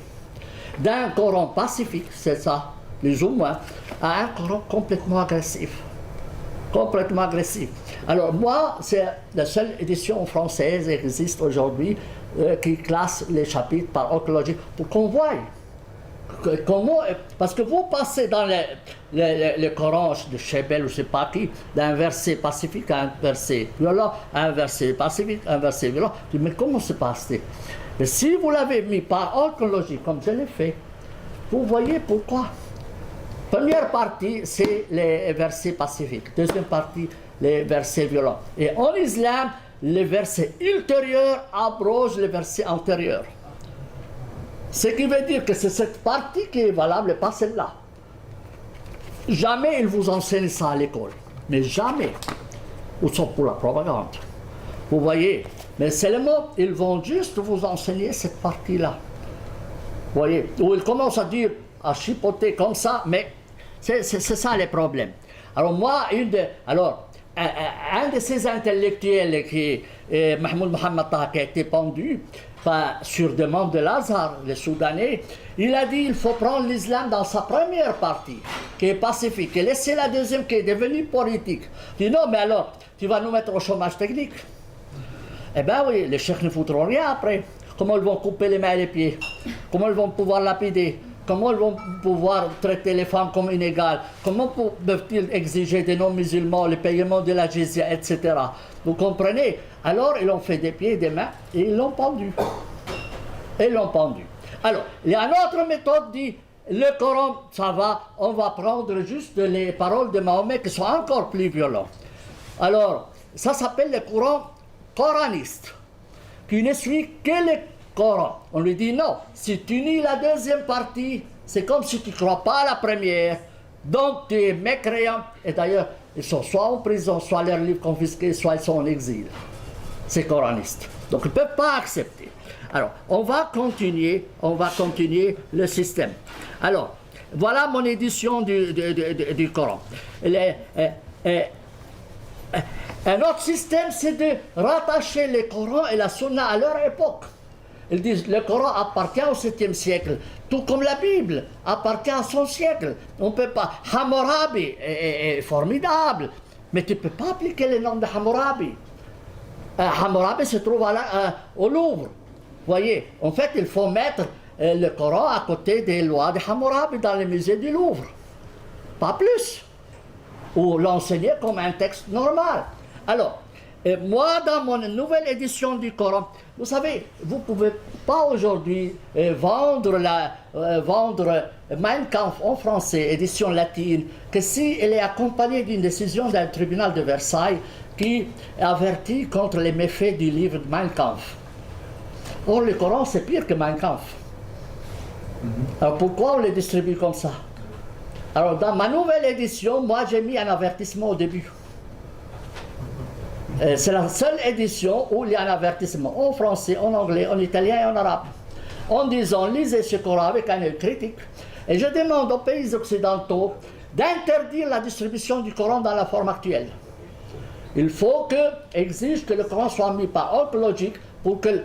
Imaginez, monsieur, que quelqu'un vend un guide de la ville de Lausanne avec une carte toute mélangée. La ville va protester, ça ne va pas aider les touristes pour se trouver leur chemin. Le désordre dans l'esprit des musulmans provient du désordre du Coran. Tant que vous n'avez pas mis de l'ordre dans le Coran, vous ne pourrez pas mettre de l'ordre dans l'esprit des musulmans.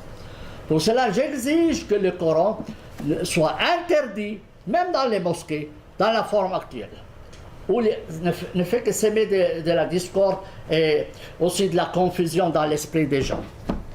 Bien, maintenant en Occident, on a les mêmes problèmes qui vont se reproduire. Parce que combien de temps j'ai, ma chère Mireille?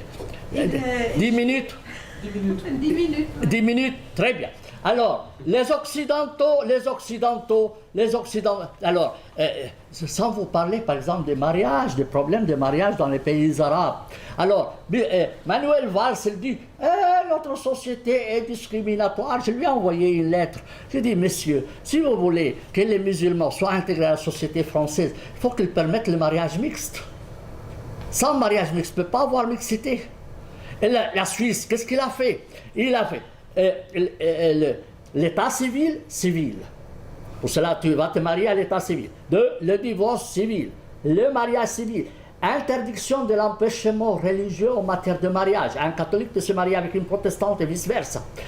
Et on supprimé toutes les lois religieuses, on a créé des lois unifiées et des tribunaux, c'est 1874. Et pas seulement ça, ils ont rendu étatique les cimetières. Et c'est la seule constitution au monde qui comportait une disposition sur les cimetières. Si tu ne peux pas faire vivre les gens dans la terre, tu peux pas, sous la terre, tu ne peux pas les faire vivre au-dessus de la terre. C'est ce qu'a compris la constitution, les constituants suisses, 1874. Malheureusement, cet article a sauté dans la constitution de 1900 parce que... 2000. Bon, bref. Alors, parce qu'ils étaient pressés, ils voulaient le faire, et puis l'on dit, après tout, ils l'ont évolué. Eh bien, à mon œil, ils l'ont évolué. Mais aujourd'hui, les musulmans... Alors, la ville de Lausanne m'a dit, les musulmans exigent un cimetière pour eux. Je dis, mais pourquoi? Il dit, ils nous ont écrit une lettre. Je dis, moi, je vous ai trouvé une solution. Il dit, et laquelle? Je dis, moi, j'ai décidé dans le bus que demain, je vais écrire une lettre publiant mon testament dans 24 heures. 24 heures testament, vous voulez écrire quoi? Eh bien, je vais dire, je suis catholique palestinien, je déteste les juifs, je déteste les musulmans, je déteste les catholiques occidentaux, je déteste les protestants, donc je ne vais pas être enterré à côté d'eux, s'il vous plaît, je vais à un cimetière à moi. Et il m'a dit, vous aurez un procès contre vous pour racisme. Moi, contre moi pour racisme. Alors pourquoi vous ne faites pas des procès aux juifs et aux musulmans qui ne veulent pas se faire enterrer avec les autres? Il m'a dit, je vous ai compris. Il a refusé. Malheureusement, ils l'ont cédé ces derniers temps. Parce que à Genève, ceux qui ont donné d'ailleurs les cimetières, c'est les communistes. Tornard, un machin comme ça. Mais j'ai écrit un livre sur les cimetières, d'ailleurs je l'ai envoyé à Mireille. Si ça vous intéresse, je vous l'envoie gratuitement. Vous voyez, les lecteurs ont plus droit que les auteurs, et puis tant pis pour les auteurs. Alors, notre conception, c'est de considérer le Coran comme dernier biberon. C'est quoi? Vous savez, alors, le Coran dit que Mahomet c'est le dernier prophète. Les musulmans comprennent que vous devez suivre les derniers prophètes. Donc c'est les meilleurs. Alors, il y a des gens qui disent non, ça ne veut pas dire ça. Ça veut dire, voilà, cher monsieur, vous, toi, Bernard, quand tu étais petit, on te nourrissait au biberon. Tu es d'accord? On ne te donnait pas du steak au début. Et puis après, un jour quand tu as grandi, tu as les dents qui poussent, on te dit, maintenant, c'est fini, c'est le dernier biberon. Maintenant, tu manges des steaks, spaghetti, pizza, tout ce que tu veux, du pain normal. Donc, dernier biberon, c'est vrai. Donc, les intellectuels, ils disent, Mahomet, dernier prophète, ça veut dire l'humanité n'a plus besoin de prophètes.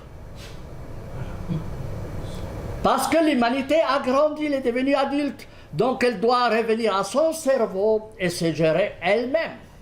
Donc, ça, c'est une manière. Il y a d'autres philosophes qui disent, dire que le bon Dieu a envoyé une loi du paradis ciel sur terre et que l'homme doit obéir, c'est de la foutaise. C'est de la foutaise et il faut foutre cette idée dehors. Bon, alors, moi j'ai posé une question à un dominicain. Comment tu peux dire que la Bible est parole de Dieu alors qu'elle est pleine d'atrocités? Et il me dit, oui, mais comment tu comprends parole de Dieu? Je dis, la Bible, tu dis que les paroles de Dieu. Après la messe, on dit parole de Dieu. C'est la parole de Dieu. Je dis, monsieur, c'est faux. C'est un dominicain. Il m'a dit, c'est faux. La Bible n'est pas la parole de Dieu à l'homme, mais c'est la parole de l'homme sur Dieu. Alors c'est autre chose. C'est autre chose. Ça veut dire l'homme prétend que Dieu pense comme ça, et puis il a mis toutes les conneries qui lui venaient à la tête. Et Dieu quitte. Mais si tu commences à dire Samuel tuer les enfants, tuer, c'est Dieu qui le dit cela, le bon Dieu est dans des mauvais draps. C'est de la mauvaise publicité pour les bons dieux. Si j'étais le bon Dieu, je démissionnerais immédiatement. Ah oui, quel con c'est là, les humains qui me jettent tout sur le dos. Ah, et il prétend que Mahomet a épousé une fille de 6 ans parce que c'est Dieu qui a décidé. Eh bien, le bon Dieu, il va encore se mettre dans le cul des enfants pour finir. Hein. Imaginez, mesdames, messieurs, que c'est chaque semaine 8 filles qui meurent au Yémen parce qu'elles sont mariées toutes jeunes. 8. Parce qu'ils sont mariés toutes jeunes à cause du modèle Mahomet. Puisque Mahomet l'a fait, pourquoi on ne le ferait pas? Vous comprenez, quand vous commencez à jeter tout sur le bon Dieu a un beau dos, mais vous le salissez. Vous le salissez. Alors voilà. Alors, maintenant, une autre solution. C'est que quoi? Alors, les Occidentaux disent le dialogue interreligieux. Mon œil, le dialogue interreligieux. Moi, j'ai participé. Dans le dialogue interreligieux, ça ne sert qu'à manger, qu'à voyager aux frères de la princesse. Parce que personne n'ose dire les choses vraies. Moi, j'ai donné une conférence une fois à Luxembourg. Le directeur d'un institut à Paris, catholique, prêtre, tout ça, me dit « Tu es un mauvais chrétien !» Je dis « Pourquoi? Parce que tu as critiqué les musulmans, tu dois être plus gentil. » Je dis « Monsieur, mais pourquoi? Il faut leur dire la vérité. Il faut leur dire la vérité. Non, tu n'es pas charitable. Je dis « Donc toi, tu veux les tromper, hein? Toi, tu veux les tromper. » Mais ils n'osent pas. Et moi, normalement, quand on m'invite en conférence pour les dialogues inter, on m'invite seulement une seule fois. Parce qu'ils savent très bien que moi je mets les pieds dans les plats et je dis ça c'est. On a assez vu celui-là. Oui. Mais bon, il y a assez d'organisations qui veulent bien m'inviter. Mais c'est chaque fois une seule fois. Hein. Mais pour cela, je commence par leur dire je sais que vous n'allez jamais m'inviter. Pour cela, je vais vider mon sac et tant pis pour vous. Vous avez pris le risque. Vous avez pris le risque de m'inviter.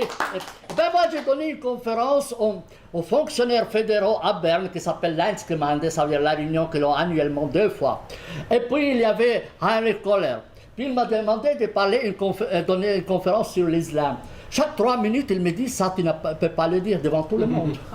Chaque 3 minutes, il me dit, ça, tu n'oses pas le dire, ça, tu n'oses pas le dire. À la fin, moi, je lui avais envoyé le texte pourtant avant, hein. Je lui dis, monsieur le directeur du département de justice, la prochaine fois, vous écrirez, vous, le texte, et puis moi, je vous le lirai. Pourquoi vous dérangez à ce point-là? Non, vous m'avez payé le billet de train Lausanne-Berne pour que je vienne mentir. Eh bien, à midi, il ne m'a pas accompagné au repas. Ah oui? Ah oui? Ah oui? Pour te dire, moi je me suis déplacé, je me suis crevé le cul pour lui. Et lui, chaque 3 minutes, il me dit, ça t'as pas le droit de dire, ça t'as pas le droit de dire, ça t'as pas le droit de dire. Oui, mais un jour, la commission pour la sécurité nationale m'a invité pour leur parler de l'islam, de grande sécurité nationale. Ils sont venus en voiture militaire depuis Lausanne, m'amener je ne sais pas où, à Orbe, je ne sais pas où, un camp militaire là-bas, retranché. Puis je me trouve devant une dizaine de têtes comme ça, chacune, vous voyez, comme une casserole de, je ne sais pas. Et puis ils m'ont dit, vous avez, monsieur, 15 minutes pour nous parler de l'islam. Et ils m'ont donné un café chaud. Comment vous allez expliquer à des gens? Moi, je leur dis, 15 minutes, c'est vraiment pas beaucoup, mais je dois leur dire quelque chose qui va marquer. Alors, ils m'ont dit, qu'est-ce que vous pensez? J'ai dit, monsieur, vous êtes en train de donner le cimetière à des musulmans. Et quel mal y a-t-il? Vous savez, monsieur, donner un cimetière à des musulmans, c'est pire que la destruction de 2 tours de New York. Il ouvre les yeux. Vous êtes dingue, non? Il y a 3000 morts, monsieur. À New York, tu dis donner un cimetière aux musulmans, c'est pire que ça. Je dis oui, monsieur. Je vais vous expliquer. Il dit quoi? Les 2 tours, vous pouvez les reconstruire. Mais le cimetière musulman, vous ne pourrez jamais l'enlever. Et ça restera une épine dans votre pied. Vous ne vous rendez pas compte? Les Suisses, 1874, quand ils ont mis dans la Constitution que les cimetières est propriété de l'État, n'étaient pas des cons. Mais ceux qui ont écrit la Constitution de 2000, c'est des cons. Pour vous dire, et je l'ai dit, j'espère qu'il y aura des gens qui verront la vidéo. Bon, la précédente vidéo a eu 1700 personnes qui l'ont auditionné, donc j'espère qu'il y aura l'un ou l'autre. Mais bon, pour vous dire, il y en avait alors des musulmans qui m'ont invité à la radio suisse romande, devant 2 intellectuels musulmans qui veulent à tout prix des cimetières. J'insiste sur les cimetières parce que c'est important. Raconter une anecdote. Alors le type, il dit, nous voulons un cimetière, nous voulons être ensemble, et puis on veut être dirigé vers la mer comme ça, ensemble. Je dis, pas de problème, on va vous mettre des rétroviseurs. Le type me dit, t'es dingue ou quoi? Et puis je dis, dans tous les cas, cher monsieur, la terre est ronde. Vous êtes universitaire, vous savez, quelle que soit la direction de votre visage, vous aurez le visage et l'intérieur tournés vers la Mecque. Donc la Mecque n'a pas gagné grand-chose. Un jour, je reçois un téléphone de l'Écosse. De la Corse. Un type, il était alarmé. Monsieur, au secours, au secours, au secours. Merde, qu'est-ce qu'il a celui-là? Et moi, je ne le connais pas, il me téléphone. Écoute, qu'est-ce qu'il y a? Eh bien, j'ai un problème, je n'arrive pas à dormir la nuit. Ni moi, ni ma femme. Dit, pourquoi la maison a brûlé? Dit, non. Dit quoi? Eh bien, ma femme a avorté. Et puis la communauté musulmane a refusé d'enterrer le fœtus dans le cimetière comme des musulmans. Et puis le municipal était trop gentil, il nous a offert une place où enterrer le fœtus avec eux. Et puis dans notre religion, c'est interdit d'enterrer les musulmans à côté des mécréants. Et pour ça, vous êtes alerté? Dit oui. J'ai dit, vous travaillez quoi comme métier vous-même? Je suis restaurateur. Dites-moi, monsieur, s'il y a un bouddhiste qui vient manger chez vous, vous lui donnez? Dit oui. S'il y a un juif qui vient, vous lui donnez à manger? Oui. S'il y a un protestant? Oui. Si vous un musulman? Oui, nous sommes hospitaliers. Comment se fait-il, entre vivants, vous cohabitez, vous refusez de cohabiter avec les autres? La terre, après toi, appartient à tout le monde. Il me dit, vous pensez comme ça? Je dis, mais bien sûr, c'est pas comme ça. C'est comme ça, c'est pas autrement. La terre appartient à toi ou au bon Dieu, d'après les concepts musulmans?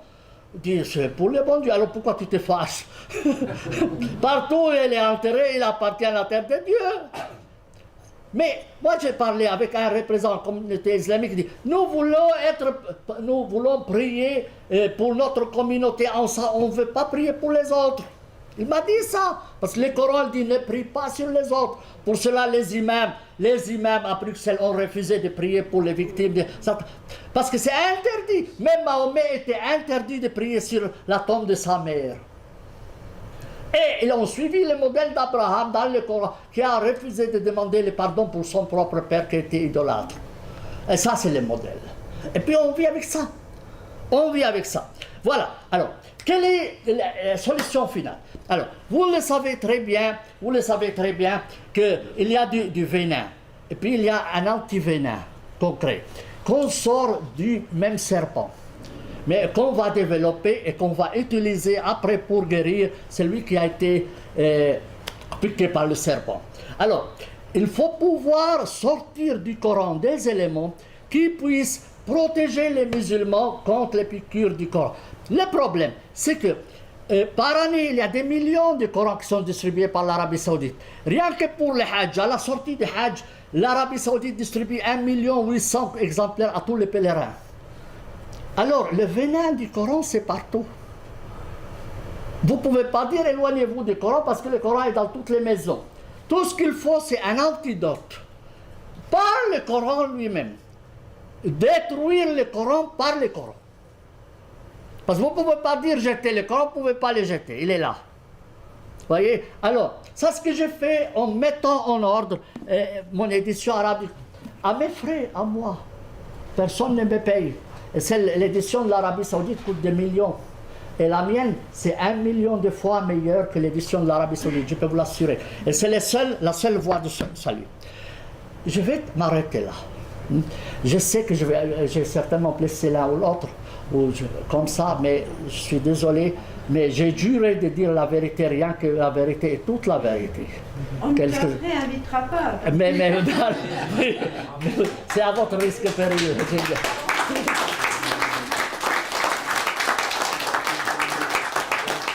Merci de votre patience. Merci vraiment de votre patience, vous voyez. Monsieur, Oui. cette version du Coran est en arabe ou en français? Alors, celle-ci, elles sont toutes bilingues pour que quelqu'un puisse vérifier. L'italien sera en bilingue, l'anglais en bilingue, celle-ci en bilingue.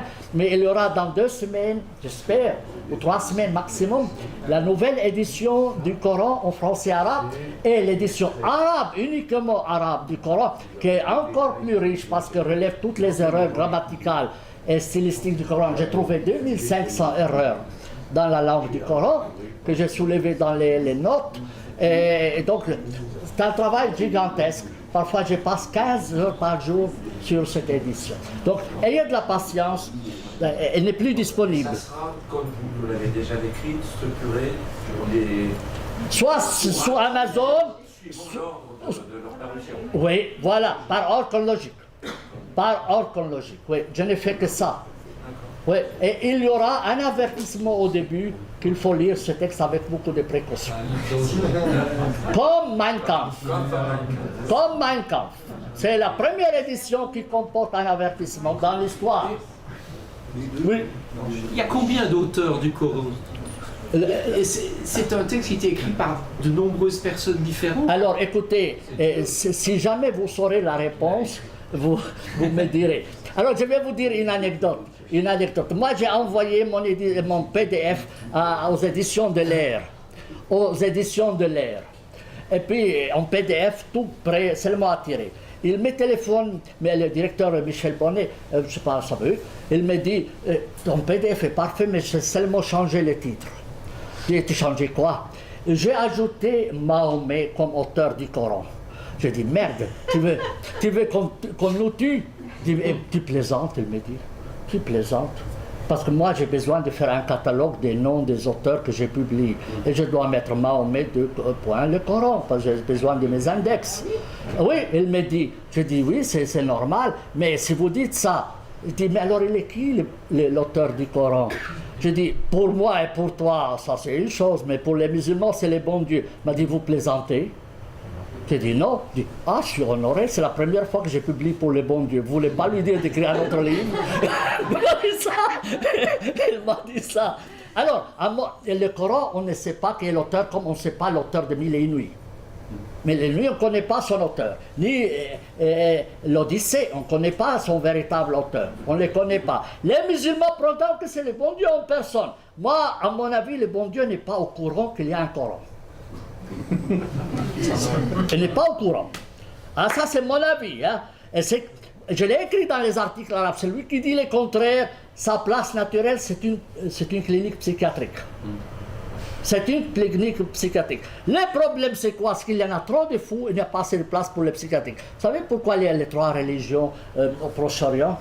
Il y a deux raisons. Un, les prophètes n'ont pas trouvé plus idiots que les orientaux pour se foutre de leur gueule. Et deuxièmement, à Jérusalem, il n'y avait pas une clinique psychiatrique pour enfermer les prophètes. Vous voyez? Ça, c'est mon avis. Alors, pour vous dire, c'est ça les problèmes.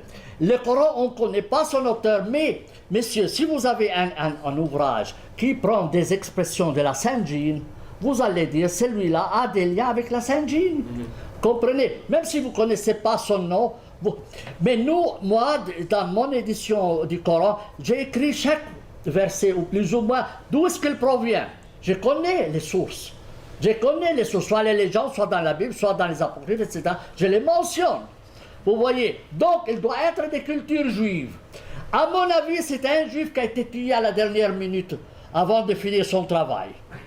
Il a été découvert, il prétend que c'est le bon Dieu, mais rien. Et lui, d'ailleurs, l'histoire musulmane, il dit, il passait des nuits chez des personnes, et même les femmes étaient jalouses de lui. Vous voyez? Et puis à la fin, quand il découvert c'était lui, le Coran d'ailleurs le dit, eh bien, à mon avis, il l'a tué, il n'a pas eu le temps de le finir comme il faut. Pour cela, il est désordonné. Ça, c'est mon avis. Maintenant, il vaut ce qu'il vaut.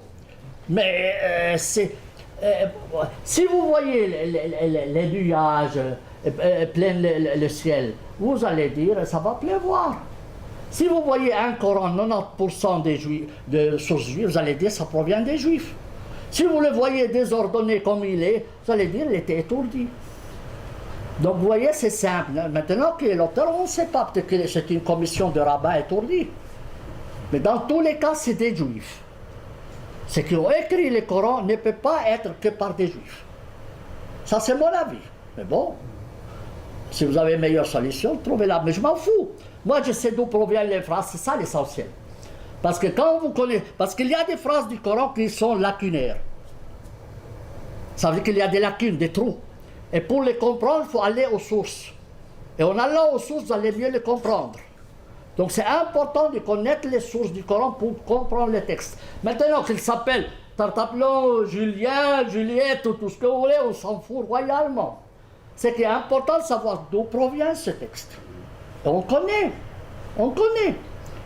Oui, et je l'ai mentionné, mais jamais une édition arabe ne le permettra de le faire. Moi, je l'ai fait, je suis le seul à le faire. Vous voyez. D'ailleurs, d'autres ont fait cela. Denise Masson a fait sa traduction française. Et quand ça a été republié au Liban, toutes les notes de bas de page ont disparu. Hamidullah. C'est du bouquin. Oui, et puis la même chose pour Hamidullah. Quand il l'a édité en France, parfois il a fait des références à l'Ancien Testament. Quand ça a été réédité en Arabie Saoudite, toutes les sources ont disparu. Oui, et j'étais le premier d'ailleurs à signaler cette anomalie. Pour vous comprendre, parce qu'eux prétendent que c'est le bon Dieu qui l'a descendu. Ben moi je vais bien, mais c'est un Dieu con alors. Mais alors il faut reconnaître qu'il est con. Hein? Mais eux jurent par les dieux que c'est un livre parfait. Je dis non, vous êtes malade. C'est pas parfait si vous êtes malade. Il faut vous faire soigner. Il faut vous faire soigner. Hein? Voilà, est-ce que vous avez d'autres questions? On peut peut-être aussi poursuivre autour d'un verre. Hein, ah, mais oui, alors là, oui, alors. On va pêcher avec